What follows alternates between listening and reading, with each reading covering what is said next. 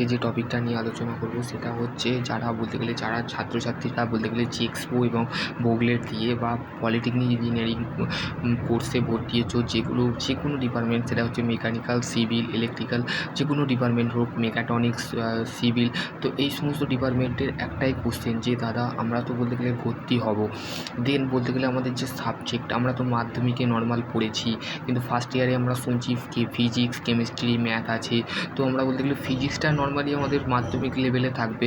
তো ঠিক আছে, তো ফার্স্ট অফ অল দেখো, ফার্স্ট সেমিস্টারে তোমাদের বলতে গেলে কিছুই থাকবে না। ফার্স্ট সেমিস্টারে বলতে গেলে যেগুলো তোমরা বলতে গেলে মাধ্যমিকে পড়ে এসছো সেইগুলোই ওই ফার্স্ট ইয়ারে থাকে। কিছু কিছু বেসিক এইচএসেও থাকে, সেগুলো তোমরা বলতে গেলে যারা সায়েন্স নিয়ে বলতে গেলে এইচএসের রেজাল্ট কিন্তু 8 মে 7 মে বেরোচ্ছে, সেই একটু আগেই আমি আপডেট দিয়েছি।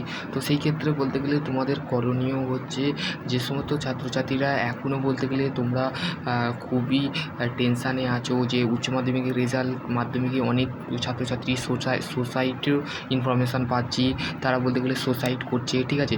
তো সেই ক্ষেত্রে বলতে গেলে সুসাইড করো না, ঠিক আছে। তোমাদের যদি একটা বা দুটোতে বলতে গেলে যদি তোমাদের কম নাম্বার থাকে, সেটাকে রিভিউ করে নাও, রিভিউ করে নিয়ে দেন তোমরা বলতে গেলে তোমরা সুসাইড কেন করবে? তোমরা তোমাদের মা বাবার একটা স্বপ্ন আছে যে তুমিও একটা বড় হয়ে কিছু করো, তো সুসাইড না করে নিজের জীবনটাকে পরিবর্তন করো, ঠিক আছে।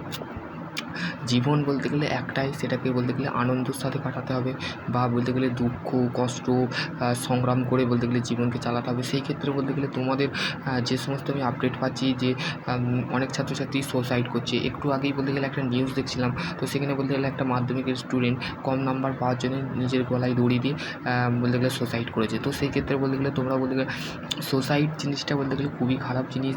আজকে তো বলতে গেলে আজকে তুমি মারা যাবে, কিন্তু বলতে গেলে ওইখানে পরবর্তী যে জীবন বা তোমাদের ওই যে ভগবান বা বলতে গেলে আল্লাহ, তোমরা যেটাই বলো, সেই ক্ষেত্রে বলতে গেলে সেখানে তোমরা যখন যাবে, তো সেইখানেও বলতে গেলে তোমরা সেখানেও শান্তি পাবে না। তো সেই ক্ষেত্রে সুসাইড করবো কেন?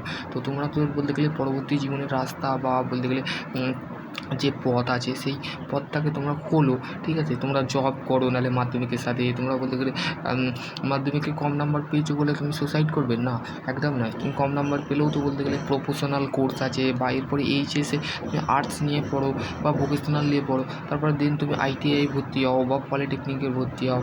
তো কম নাম্বার পাওয়ার জন্য সুসাইড নয়, ঠিক আছে। It is not to murder it off life, ঠিক আছে, ডেড লাইফ, ঠিক আছে।